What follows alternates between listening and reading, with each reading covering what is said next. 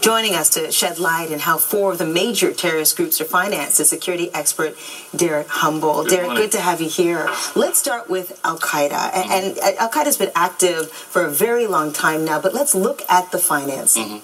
Well, what they've done is they've designed and have implemented a franchise program.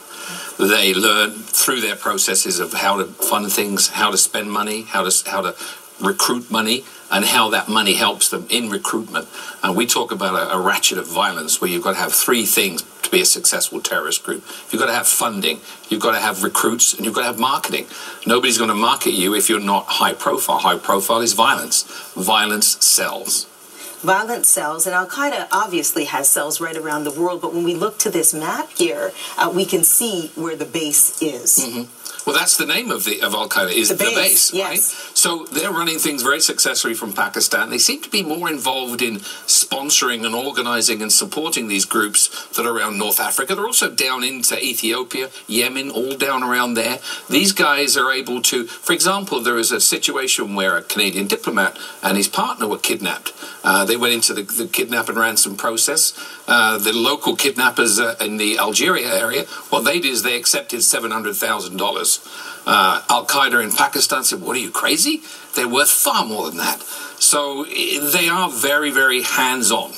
Let's go to the Islamic State now. It's said to be making between, as I understand it, $1 and $2 million a day. How so? How's that being done? Well, they've got a number of different things. Once you have, imagine if the mafia ran Toronto. Everybody would be extorted. Everybody would be paying.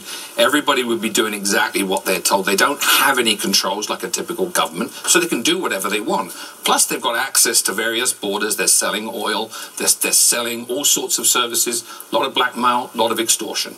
Boko Haram, what do we know about it? We know that there are some links to Al-Qaeda with this group. Well, they've created links. What they do is they create these links to give themselves some form of credibility. Really, Boko Haram is a criminal organization that's exploiting what is really a war-torn and almost uncontrollable environment in Africa.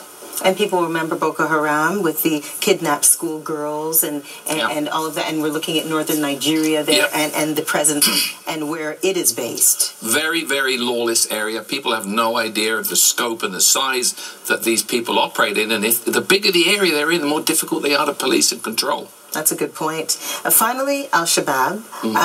How are they financed? Well, tell us more about it's them. interesting because there's a lot of Somali expat communities around the world. There was a lot of problem during the famine times. What they did is they allowed them to come to North America, into the UK, places like that, and they really demand from those expat communities money. And the way they do it is if you've got family back in Ethiopia, they're in trouble if you don't fund money back.